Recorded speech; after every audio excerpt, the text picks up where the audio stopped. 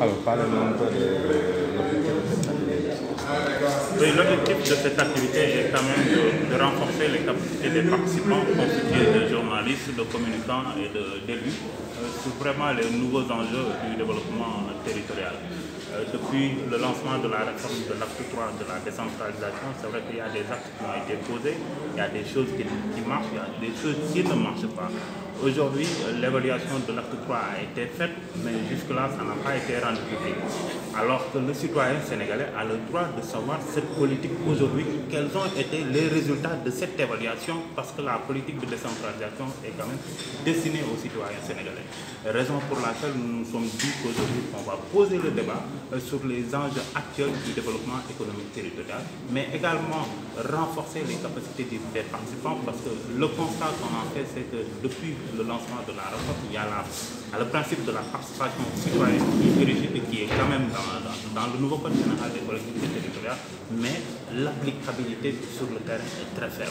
Aujourd'hui, on s'est dit que les hommes de médias doivent quand même jouer leur partition quand même à vraiment la promotion de la démocratie locale, à la promotion de la participation citoyenne.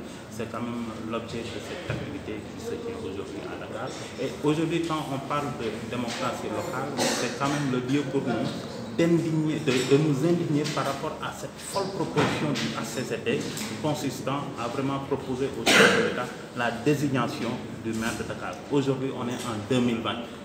La participation citoyenne est érigée en principe dans le code des collectivités territoriales. Venir nous dire qu'il faut désigner quand même le maire de la ville de Dakar, c'est vraiment une hérésie, une proposition insensée et inopportune. La personne qui l'a proposé doit quand même, je pense, visiter et revisiter le code général des collectivités territoriales avant quand même de faire cette proposition. C'est une proposition qui va à l'encontre de l'acte 3 de la décentralisation, parce qu'avec le nouveau code, la participation, je l'ai dit tout à l'heure, est érigée en principe. Aujourd'hui, dire aux Dakarois que vous ne pouvez pas choisir votre maire, c'est vraiment insensé, alors que la participation de tous les citoyens aujourd'hui est promue, on en parle, on est à l'ère de la promotion de la démocratie locale. Et vraiment, moi, quand j'entends ça, j'ai envie de pleurer, parce que le débat aujourd'hui qui devait se poser, c'est quand même comment faire pour renforcer les villes, comment faire pour renforcer techniquement, financièrement, toutes les collectivités territoriales. Le débat devait être posé à ce niveau. Le président de la République, c'est vrai, a posé un jalon avec la deuxième phase. Il a annoncé vraiment des mesures avec la mise en place du PACASEN rural. Je pense que ses collaborateurs devaient quand même le suivre dans cette logique de capaciter les collectivités territoriales, au lieu vraiment de faire des propositions qui n'honorent pas la démocratie locale, qui n'honorent pas vraiment la politique de la décentralisation. Et le Sénégal est le laboratoire de la décentralisation en Afrique de l'Ouest depuis 1872. Aujourd'hui, en 2020, faire une telle proposition, c'est vraiment insensé. Et je pense que cette proposition ne devrait jamais atterrir sur vraiment le bureau du président de la République. Tout journaliste doit au moins avoir une spécialisation. Tout journaliste doit se spécialiser dans un secteur d'activité. Aujourd'hui, avec l'avènement des réseaux sociaux, tout le monde est journaliste. Tout le monde donne des informations.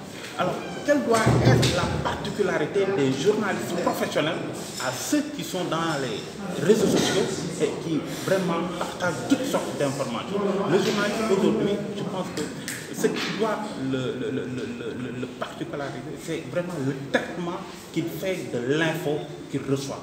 Parce que, présentement, tout le monde reçoit de l'information. Tout le monde a de l'information, mais le journaliste, vraiment la partie, comment il doit traiter l'information, comment est-ce que cette information doit quand même contribuer au développement de ce pays, comment cette information doit quand même contribuer à l'éveil des consciences, c'est vraiment ce que nous disons, c'est vraiment le plaidoyer que nous faisons, raison pour laquelle on a organisé cette session pour quand même renforcer davantage les capacités des journalistes sur des questions liées à la territorialisation des politiques publiques, sur des questions liées au développement local, des questions liées au développement territorial, et dire aux journalistes qu'il a véritablement un rôle à jouer dans la gouvernance territoriale.